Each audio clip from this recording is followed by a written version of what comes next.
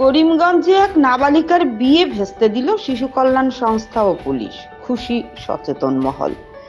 গোপন খবরের ভিত্তিতে অভিযান নেমে এক নাবালিকার বিয়ে ভেস্তে দিল শিশু সুরক্ষা সংস্থা ও করিমগঞ্জ পুলিশ। জানা গেছে, বৃহস্পতিবার স্থানীয় ভারত বাংলাদেশ আন্তর্জাতিক সীমান্ত এলাকায় দক্ষিণ লাফাশাইল গ্রামে এক নাবালিকার বিয়ের দিন ধার্য ছিল।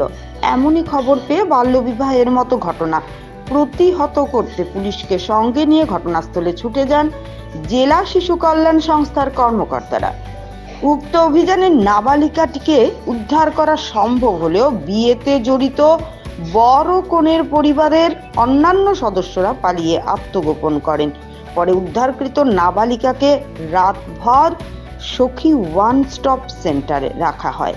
আজ শুক্রবার তাকে আদালতে তোলা হবে বলে প্রশাসনিক সূত্রে খবর পাওয়া গেছে। এতে সন্তোষ প্রকাশ করেছেন এলাকার সচেতন মহল। ভানুচন্দ্রের রিপোর্ট, আসাম প্রাইম নেটওয়ার্ক। আমাদের এখানে দুপুর 12টার দিকে একটা ফোন এসেছে যে কোনো একটা আননোন নাম্বার থেকে, যে একটা 17 বছরের মেয়ে বিয়ে হচ্ছে। তো এখন তো বাল্যবিবাহ রোধ চলছে সমাজের চারিদিক থেকে। তো আমাদের এখানে তো আমরা ডেইলি প্রায় 2-3টে চাইল্ড ম্যারেজের কেস পাচ্ছি। তাই আমরা সাথে সাথে সিডব্লিউসিকে ইনফর্ম করলাম।